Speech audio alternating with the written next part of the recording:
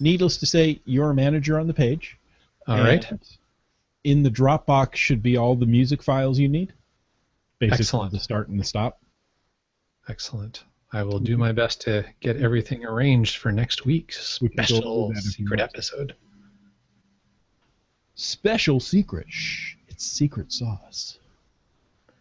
No, just a secret episode. Oh. But it might be a little saucy.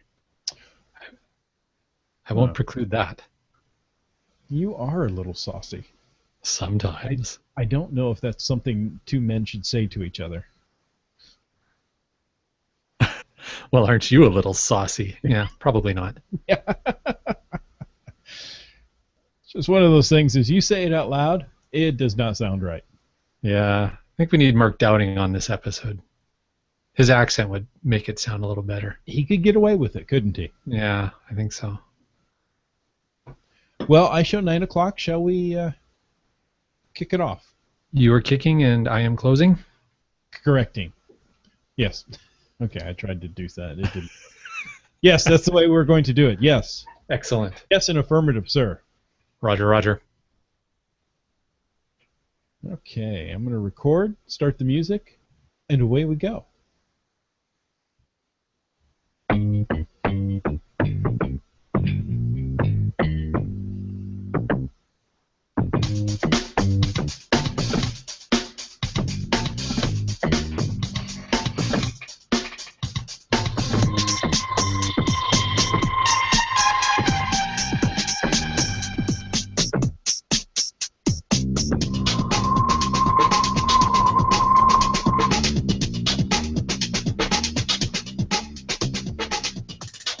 Well, once again, here we are. Welcome to Caching in the Northwest. This is the only podcast dedicated to geocaching in the great Pacific Northwest.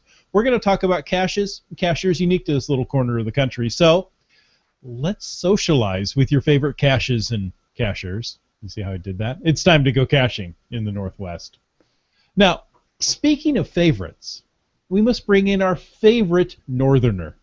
Some say he's won a Nobel Prize for geocaching, and others say he's the man your geocacher could smell like. All we know is he's called Land Monkey. And you know what? He's the geocacher most men probably do smell like. But that aside, that is a hard introduction to follow, let me tell you. And our astute viewers and listeners might notice that we're short a geocacher this evening. And no, we didn't lose him out in the woods. He's off watching his son play in the state basketball championships for Washington State, which is very, very cool. So since we found sometimes road trips and podcasts don't always mix, he won't be joining us tonight. However, join us in a fortnight when all your beloved hosts will be back together once again. A fortnight. Isn't that a nice term to use? It is. A nice standard measurement of time. So, sadly, and well, or maybe not, it's true that we won't be back together right away. So Wits End and I work together, and once a year our school puts on a humdinger, if I may use that word, of an auction to help raise support. The auction always falls on a Thursday night. So no need to worry, though. I know our always faithful Land Monkey will carry on without us. So, Land Monkey, here is your opportunity to completely Canadify, because that's a word, right? Canadify the show.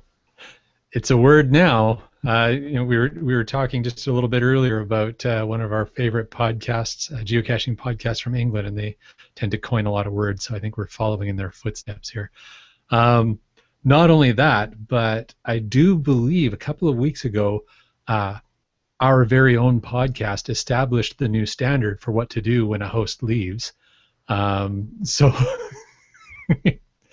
we're going to do it to ourselves. But yes, good listeners, and if anybody doesn't actually know what I'm talking about, if you listen to the Geo Gearhead podcast a couple of weeks ago, we took over. Daryl left the doors unlocked and wasn't looking. And sorry, Daryl. But, it's just the way we roll here in the Northwest. And yes, listeners, as next weekend, it will be Pi Day. It will be the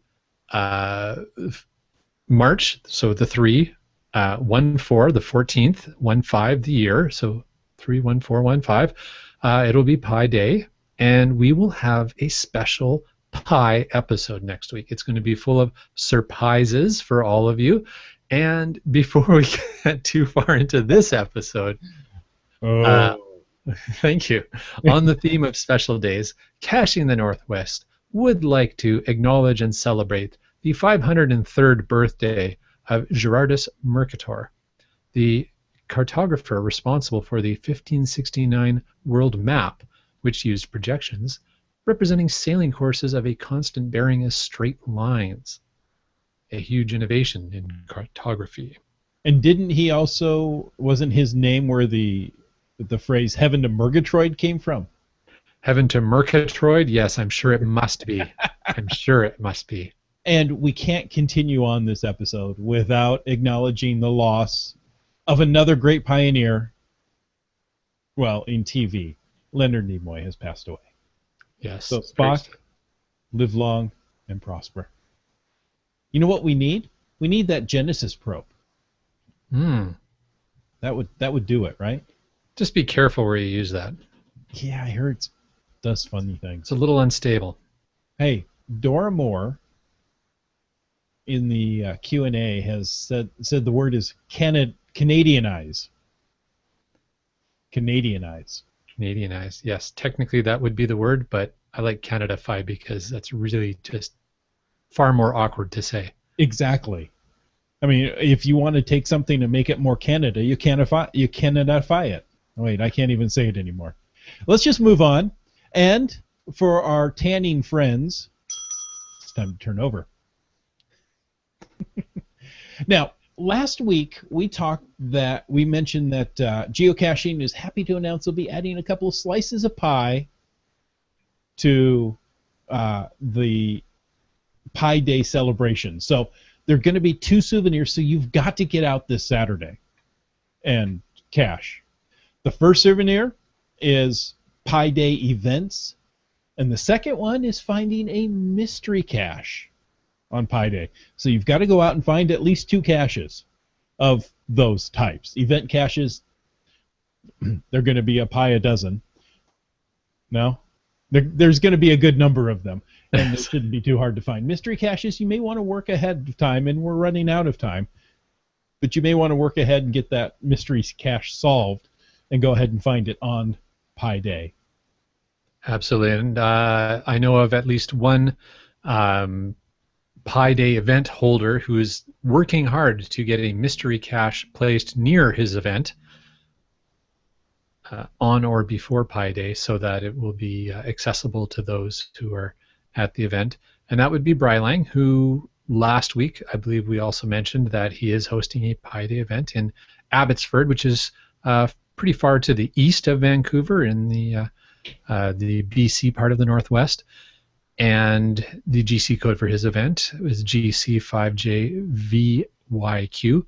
Also, recent guest on our show, K&L Caching, is hosting another Pi Day event more to the west part of southwestern British Columbia, and that will be in South Burnaby. It's GC4MYJY. So I just wanted to give a quick shout out there to a couple of my geocaching colleagues. But thank you. Thank you. Fear not, good listeners. Next week's show, we will have many different options listed for Pi Day events to make sure that you get one of those awesome souvenirs. And Bad Cop, I just noticed something before we started the show that I thought I should make sure I mention, that noon today was the cutoff if you were looking at pre-ordering one of those super cool Pi coins from Cache Advance. Cache Advance, thank you. Good friends at Cache Advance, yes. Very good friends whose names I forgot. Sorry, Lisa. Now, you mentioned it, so I'm going to take this quick rabbit trail. I promise it won't take too long.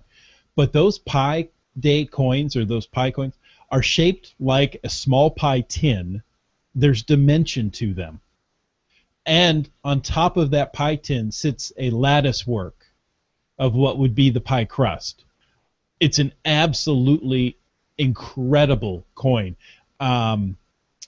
Cash Advance sent me an email, let me know that they hadn't produced that many of them, and most of them had been sold out. So, oh wait, it would be too late now, wouldn't it? Anyway, to get it. It would be too late to get it, to order them, to advance order them. I don't know if Cash Advance is going to make another batch, but we can always ask. We'll ask on the show. Lisa, are you listening? If you are going to a Pi Day event, most of the events, I think the hosts are trying to get their hands on one or two as door prizes.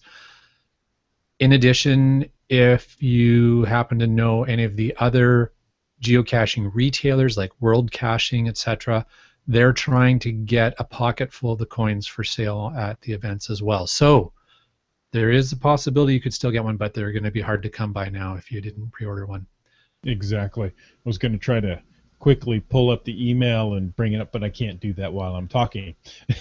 I'll tell you what, Bad Cop, after the show, I will post out over the social media channels for our show links to Cash Advance's Pi coins so people can take a look at them because they are so cool.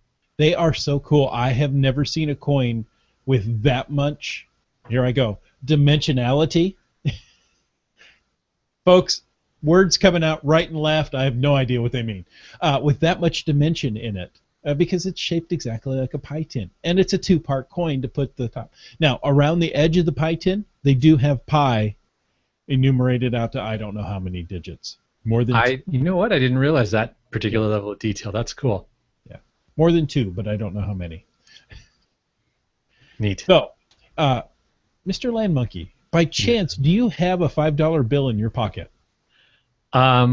I did have one in my wallet earlier today, but it was not one of the ones that I believe Wet Coaster is referencing. Do you know what he's getting at? Yes, I do. Okay. That made the news on this side of the border because apparently a huge amount of Canadian money is being defaced. Yes. Our $5 bill features a profile of Sir Wilfrid Laurier, the 7th Prime Minister of Canada, if I'm not mistaken. Obviously, it was on the news because I would not have expected you to know that any other way. It was just something I pulled right out of my head, okay? There you go. Good guess. Actually, you know what? Honestly, if you had put me on the spot, I would not have guessed which in number of prime ministers, but I did know who it was. I couldn't tell you his name. There you go. So together we work well.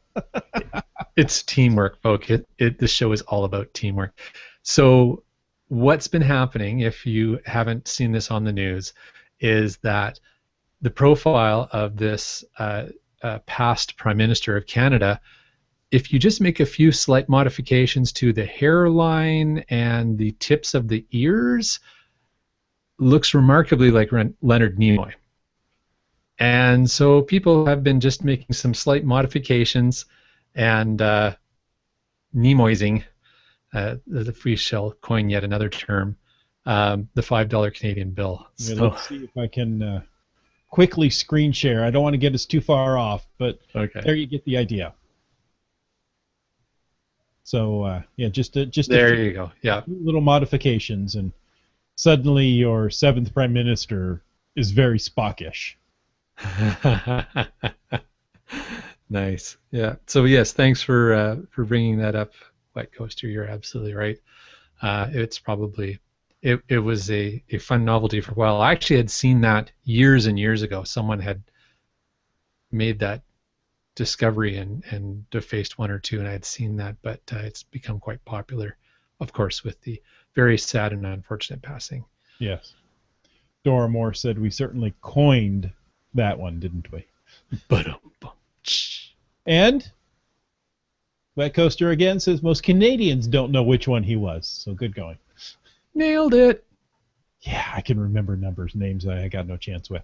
Okay, now we are here to talk about social media. Well, actually, we're here to talk about caching. Cachers and cachers in this little corner of the country. But we're going to focus on social media.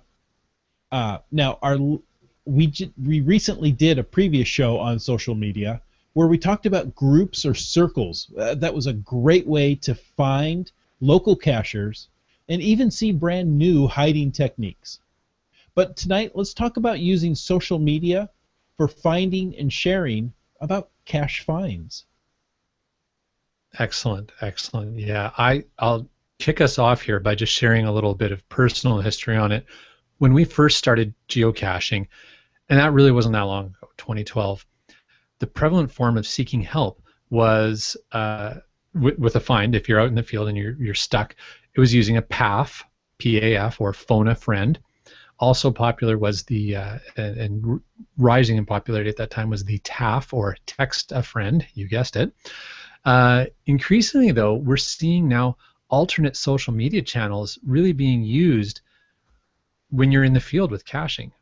So, Bad Cop, what would you observe about the use of, let's say, Twitter and Facebook? They seem to be the most popular in the field for geocachers. Well, again, it comes back to the smartphone. The smartphone has really changed the way we cache and communicate about those caches.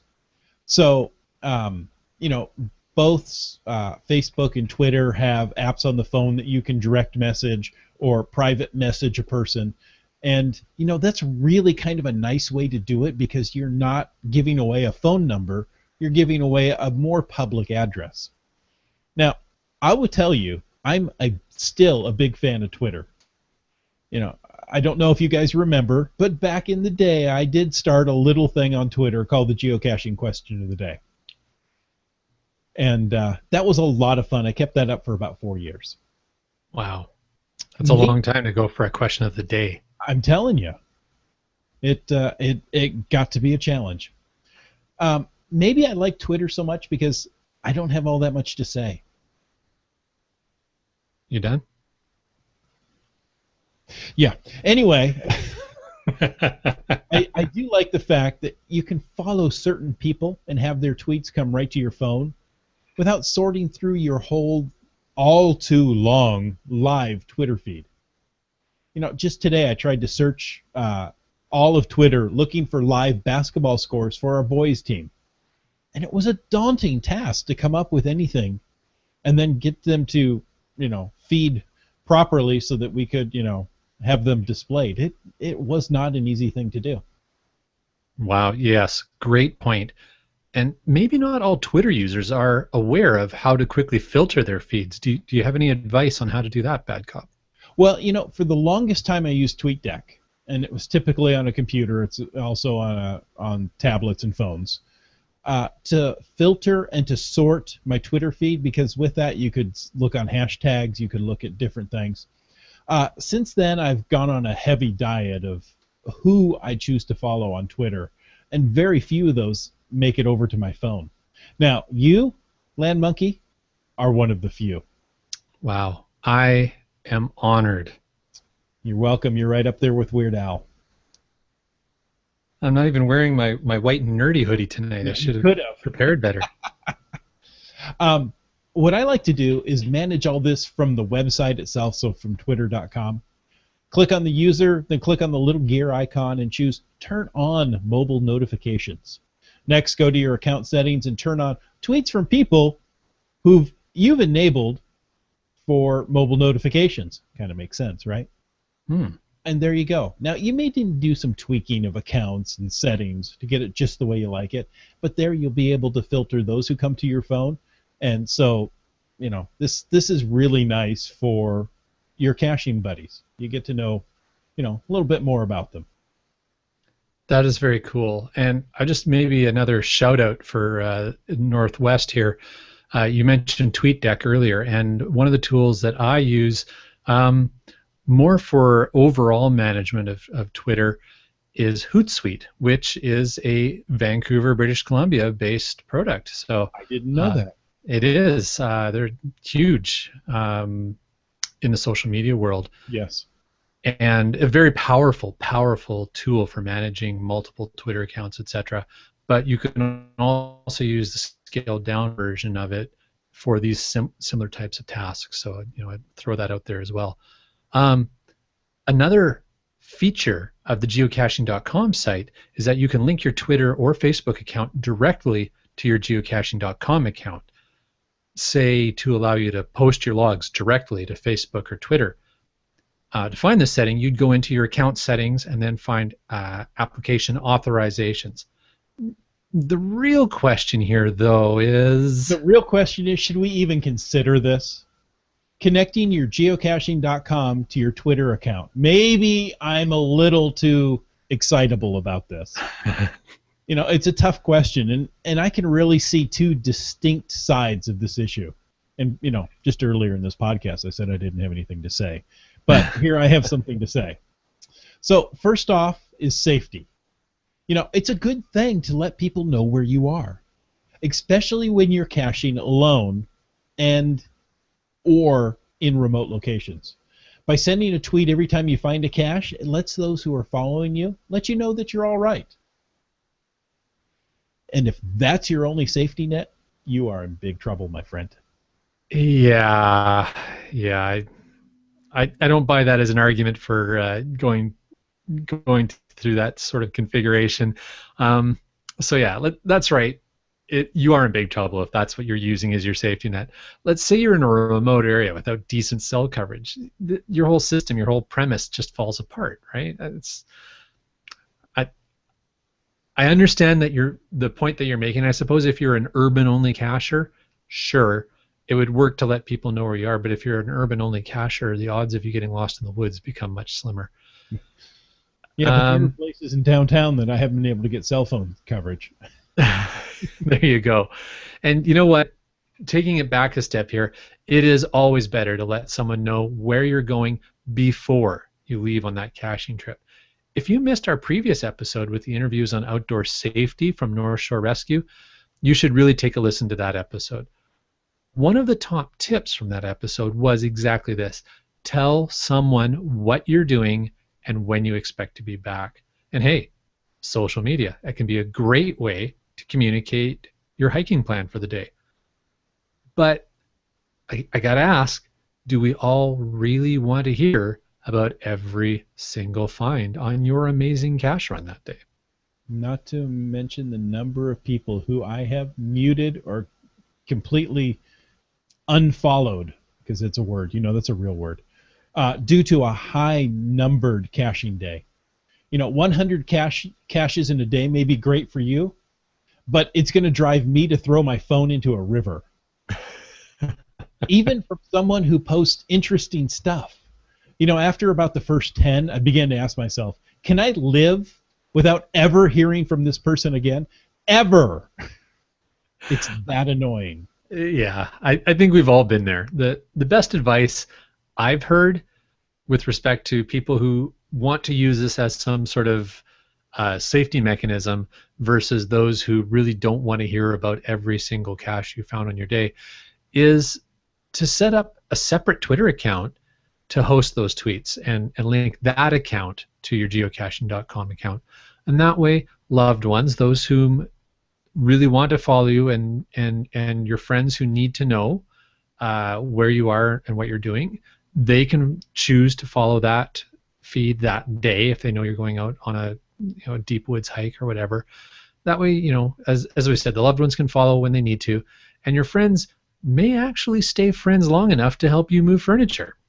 Because, as we all know, after friends help you move, they stop coming and talking to you again.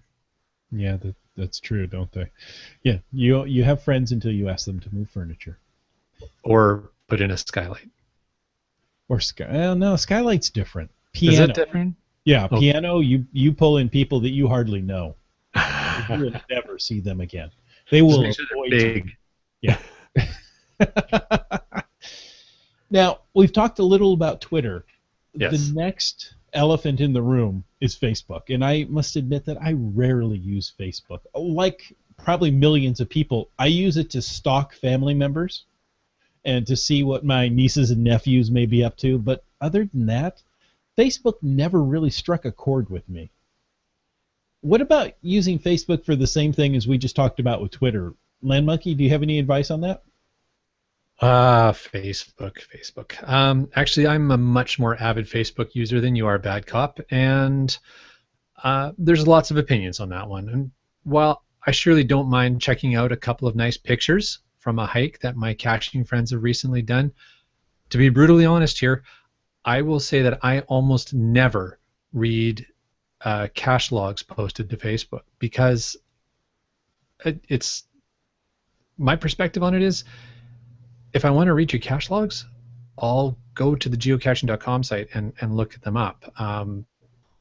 If I want to know where you were, just post, I hit this trail today, and post a couple of pictures from the trail. That would be far more interesting to me than reading the log descriptions. My own opinion. What I do like, though, what I do like in social media, Facebook and Twitter. Pictures of lunch as well as the trail, right? Because that's what Facebook is for, isn't it? Yeah, not a big fan of the lunch pictures. No. Although I have to confess, a few years ago I started doing that myself, and then I thought about it. I said, what am I doing? Why am I posting pictures of the food I'm about to eat? Who cares? Sigh. Anyways, what I do like, though, are updates of pending events or CETO cache types posted to Facebook or Twitter in advance of the date. That's a really good use of social media to promote a cache of the event type. Exactly. I completely agree. And if you have a caching milestone coming up, share that out. If you have, if you are interested in having others join you for that momentous day, that's really what you should do, because I think you should celebrate with American geocachers every 1,000 cache finds or so. There's just no better way to share that upcoming event than on Facebook. Just a little too personal there. No, not at all. I think that's great advice. Either share it with Americans or Cubans. Exactly. Yeah, don't share it with your own country people. No. You have to go outside the country every 1,000 cache finds or so. Yeah, I wonder if I can get to England. Japan is relatively close. It's closer than England. Yes. I'm just trying to think of which of those two countries I would have a harder time understanding the language. England. Because even though they say they're speaking the same language, I'm inventing words. I think they are too. So, what is a boot and a bonnet? Nobody really knows these things. Canadians know. Oh, Canadians know? Do you use boot and bonnet? Well, not frequently, but if you ask a Canadian where the boot of the car is, they'll know. Okay. And yes, anybody who watches Top Gear should most certainly know. And exactly. Top Gear is awesome. I love Top Gear. Hey, did you see they recently did a Top Gear in your neck of the woods? I have not seen that yet. You've got to watch it. They're in Vancouver. Wow, that's really in my neck of the woods. I thought you meant Canada in general. Yeah. So Sweet. Anyway, Top Gear here in the Northwest. That's a whole nother podcast. Now, Land Monkey, let me ask you a Facebook protocol question. HTTP. S. Isn't Facebook and Twitter now all secured? It is. Yes, that is a theory. Well, yeah. It tosses that S on there. We get a little golden lock on Internet Explorer, and we all feel happy about ourselves. Yes. Okay, that doesn't mean anything, but anyway. All right. I railroaded you. Sorry. Oh, I can talk about these things. I personally, and I stress personally, do not friend anyone I work with on Facebook. I don't friend them on Facebook, anybody I work with. Now, some of that may be, I'm the bad cop attitude, and some of that is I really don't want to know what they are doing with their time off. I don't want to know that they got, totally drunk and woke up in a gutter because, they're taking pictures of their drinks and where they woke up. Are you talking about Wit's End? And on the reverse of that, I don't want... Oh, by not answering... answering? And on the other side of that, I don't want them to know what I'm doing with my time off. If they're really a friend, I would share them face-to-face about it. So, but, I admit I'm the bad cop, so I'm going to go with this attitude. What is your personal Facebook philosophy? Well, I actually agree with you 100%.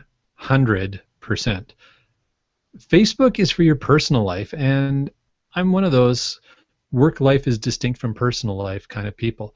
If you want social media for your work life, that's LinkedIn, and it's great there. And then that allows you to have a social media network for your work and a social media network for your personal life, your fun stuff, the waking up in a gutter, or going geocaching, or going geocaching in a gutter, or whatever you're doing. But yeah, there's a number of past coworkers of mine that I am connected with on Facebook now, and that's because, well, now they're friends, so therefore they've now moved into that other category. But I completely agree with you. To be honest, I'm actually shocked that I agree with you. Yeah, I find this philosophy of ours. See how I'm inclusive now? Is a really rare thing. That's probably one of the reasons why I like you. You're an odd bird. That explains it. I knew there had to be some sort of logical reason. I would want to throw out, though, to our listeners, hey, weigh in on the debate about Facebook for work friends or personal friends. Certainly interested to hear other people's thoughts on that. But also, we would love to hear from you guys about how you use social media while you're geocaching. Mm-hmm. Well, Wet Coaster has asked, is there a geocaching group on LinkedIn? It wouldn't surprise me if there is. Is he asking if there is, or is he stating that there is? Oh, and there is. I didn't say I could read. I can invent words, but I can't read normal English words well. Now, you see, I have a problem with that. There's so many other social skills. No, with the concept of using LinkedIn for geocaching groups. If what he means is that there's a group for geocaching.com, as like I work at geocaching.com, or I worked at, or I am interested in working at geocaching.com, that's one thing, and I think LinkedIn is the appropriate place for that. Or any of the other geocaching development companies. Mm-hmm. Absolutely. But if you're doing that because it's your hobby, that's not the right place for it. Get it out of there. Get it out of my LinkedIn. You're just messing up my LinkedIn, folks. I'm trying to find a job. You're not helping me. And they call me the bad cop. That's right. And he says, there is. See, I can read two English words right next to each other. Excellent. There is. So, yeah. Land Monkey, you ready? Are you sitting down? I completely 100% agree with you. Keep LinkedIn for business. And it's great business contacts. I mean, I have used LinkedIn to find a printer repair person to come out to our business and repair a printer. That's a perfect use of it. I'm not going to look on there for help to find or solve a puzzle cache. But perhaps that's just me. Yeah, well, it's, again, our opinion, but I would suspect there's probably more than the two of us who hold that opinion. Wet Coaster goes on and says, no, an interest group for geocaching, and not a lot of action in it. Not surprisingly, but that's great, Wet Coaster. Thanks for giving us that clarification. Wet Coaster is our paid LinkedIn consultant. Fact checker. Yeah, there we go, our fact checker. All right. Well, if we're finished ranting about LinkedIn and Facebook. Oh, no. I could rant about LinkedIn for quite some more time. That's funny. Well, speaking of ranting and annoying. I really hope tonight we have given you just enough information to really annoy all of your social media friends with this episode of Caching in the Northwest. Now, Land Monkey, since you are running the show next week, by the way, in case you didn't catch that, Wits End and I will not be here. It's going to be Land Monkey. What are you going to be talking about? And this is the most important. Will the entire show be recorded in metric? Of course it will. So get out your metric earbuds, listeners. We want to remind you, fantastic listeners and viewers, to check in again next week on March 12th, when we will have our very special pie episode. Pie. we are going to enumerate several of the major Pi Day themed events in the Northwest, and I've got a couple of surprises I'm working on for that episode as well. But hey, if you have a caching milestone coming up, as we just discussed, or if you've just had one, contact us and let us know in advance of next Thursday's show. You could even do that on social media. You said enumerate pi. How many digits are you going to go to? That many. Oh. I do know this. The millionth digit of pi is 9. And no, I won't tell you why I know that. Yeah. And I know. All right, White Coaster. Fact check. I know who the 7th Prime Minister of Canada is. 2 random facts, completely useless. Maybe they'll solve a puzzle cache one day. We'll find out. Not on LinkedIn, though. Nice. So next week's show sounds too cool to miss. But wait, you know what? I'm going to do my best to sneak in and post a couple of questions for you in the Q&A. Awesome. Looking forward to it. All right. Well, we want to thank you for taking the time to listen to this episode of Caching in the Northwest. You can be a part of the show. Call 253-693-TFTC and leave us a comment, correction, or question, or milestone any time of the day or night. And of course, you can email us. Please email us at feedback@cachingnw.com. Visit cachingnw.com for the show notes on this show or more about any other Caching in the Northwest episodes. Also, your support helps us to keep quality shows coming. If you like this show, please click on the PayPal button on the website. This show is licensed under a Creative Commons Attribution 3.0 license, copyright 2015 by Chris Umfenauer. Good night, folks. And I take back the fact that Wet Coaster's paid.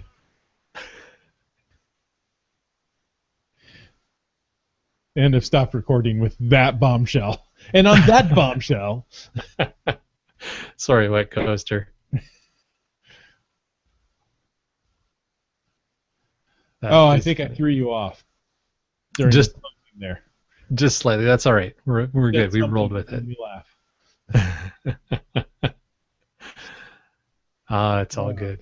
Yeah, good the times. The Spockifying of the money. It's hilarious. It's not against the law. That's what I'm amazed, because in the U.S. it's against the law to deface a dollar, our money in any way. But since it's polymer, does it clean up easier? Oh, on the new fives? I don't know. I've only seen it done on the old fives. I don't know if it has the... I guess it depends what kind of pen you use at the end of the day. But I'm surprised to hear that said that it's not against the law. I thought it was, but I suppose, again, some fact checking and Googling, some Google foo can determine that. That's what I've heard, that it is not actually against the law, but the Bank of Canada said, please stop.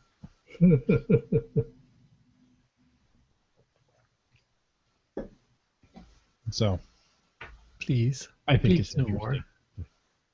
And Wet Coaster caught me. He goes, 2 podcasts in one night, and you don't have much to say? Well, not anymore. You're done now. No, I'm pretty much done. I don't talk at all on Fridays. I was going to say, it's going to be a quiet day at work tomorrow. Yeah. Well, it's perfect for, going into bad cop mode. You can just stare at people. No, you can't raise the eyebrows, though, because, there you go. That's the one. That's one. Just like that. Squinting. Slightly squinting. If you squint too much, then, they're thinking that you're having trouble understanding them. Yeah. Okay? Mr. Faulty? Well, there we have it. So, it's... Well, see, what we're doing is we're weaning you into a podcast by yourself. Tonight, last week you had 2 co-hosts. This week you have 1 co-host. Next week you have none. If I wanted to do a podcast by myself, I'd do my own. Oh, wait a minute. Wait. Oh. I already do that. I saw you recorded episode 6. Did I? Yes. and I started watching it, but with wits end out of the office, I can't do anything like that while I'm trying to work. I think that was the quality assurance one. I only got about 3 minutes in, and then I had to turn over. That's funny. So I didn't get in far enough to actually hear what it was about. Yeah, that was the last one I recorded. I tried getting one recorded later this week, and my guest was having audio problems, so we're rescheduling for next week. But last week's was on quality assurance, and it was kind of an interesting conversation. Well, hopefully they're all interesting conversations, but it was an interesting conversation for me, having a high level understanding of quality assurance in the software development lifecycle, but being able to drill into it a little bit more with someone who's really a pro in that area and a well-respected person in the industry. It was a lot of fun to just dig into it. And it was good talking to, that's Christopher Scher was the guest, and he was a co-board member with me at Vivid Worldwide for a number of years, so it was good to reconnect with him as well. I didn't recognize the company name. Vivid Worldwide?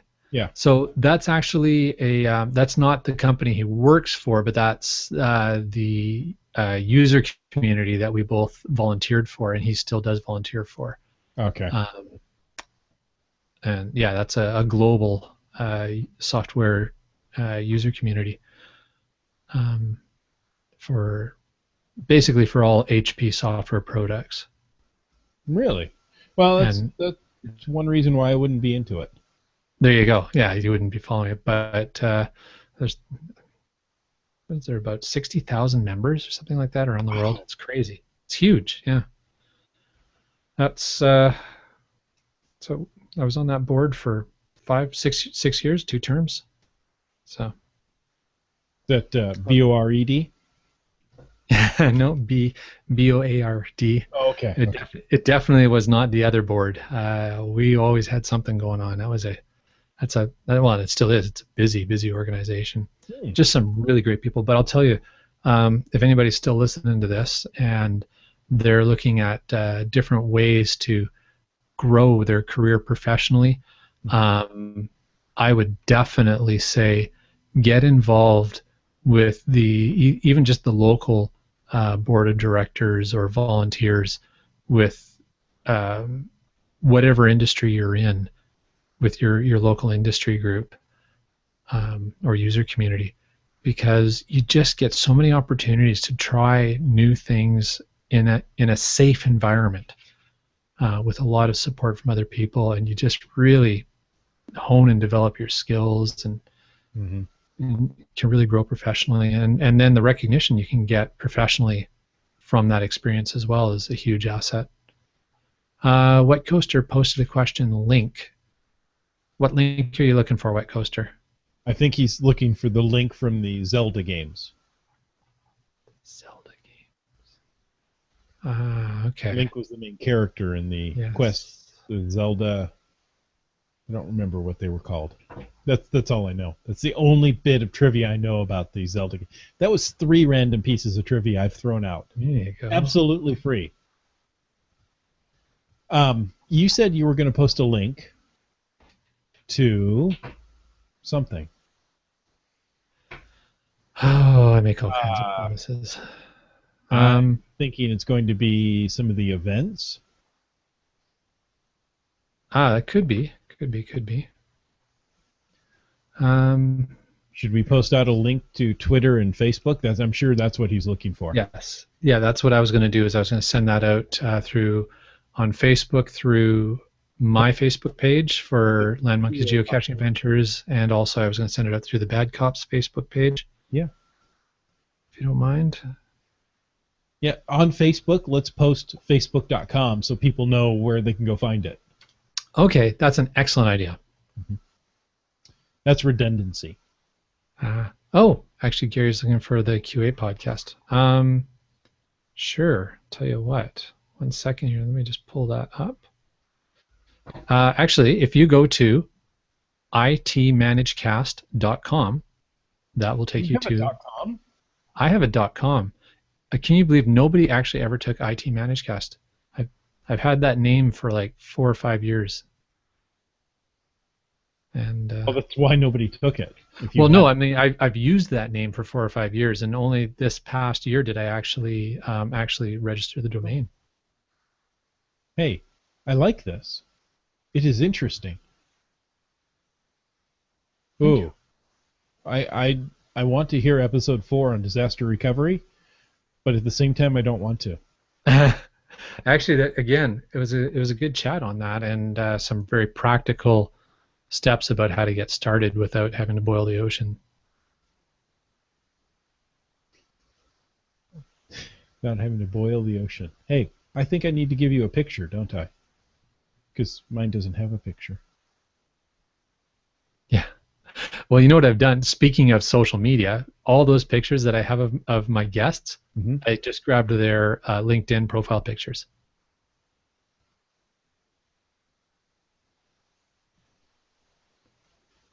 Yes, I have a LinkedIn account. Yes, there are people I avoid on the LinkedIn account. I just don't, friend, don't follow me. Just don't. Well, I think it matters. It really depends on where you're at in your career And exactly what you're up to. I'm living off of LinkedIn lately, so. And there are seasons where that's completely appropriate, and then there's times you can just ignore LinkedIn. Wet Coaster says his last job was in software quality assurance.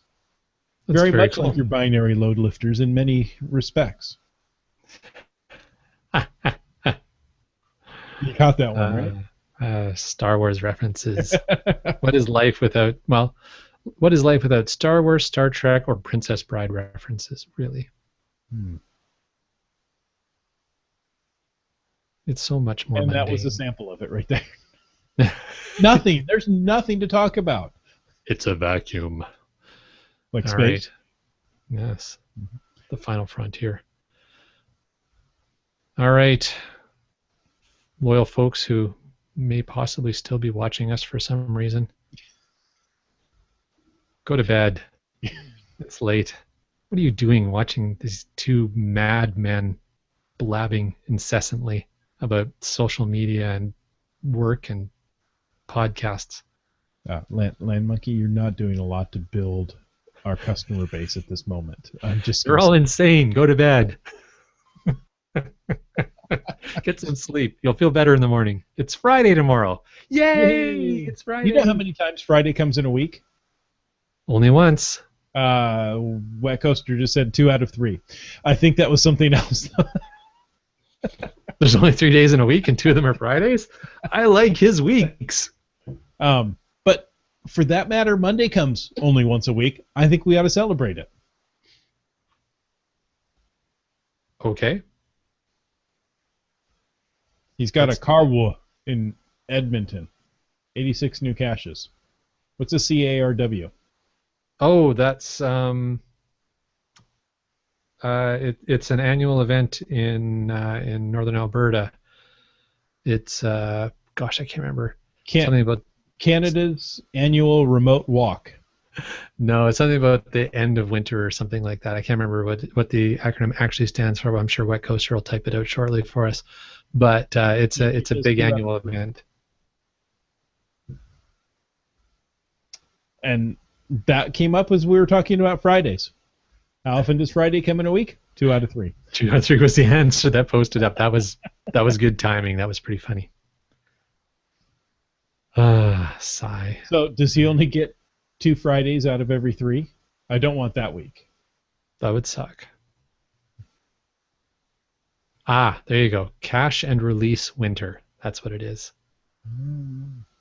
I don't even see it yet. There's my internets. Now they're working. Now those pipes. I need more Drano.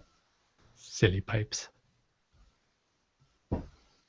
Cache and release winter. Why would you release winter? Don't you have enough? No, you released it. It's time for it to go. So you go caching and say winter, bye-bye. Goodbye. I see. It's time for things to thaw. Although I've heard some of Wet Coaster's stories about cache and release winter events in Edmonton when winter had decided it wasn't quite time to release yet, and they can get some pretty cold nights still. Oh, I can only imagine. Because if you're in Edmonton, you're pretty far up. I mean, that's I can't remember off the top of my head what the north coordinates are for caching around the Edmonton area, but um, that's pretty far north. Wet Coaster said 2 out of 3 has to do with Star Trek, Star Wars, and Princess Bride. Okay. There you go. All right. Well, Okay, I'm going to go to bed myself. I think we should all go to bed because the sooner we all go to bed, the sooner Friday comes. Oh, and the sooner summer comes. Yes, How many more and we big can sleep- all cache and release winter.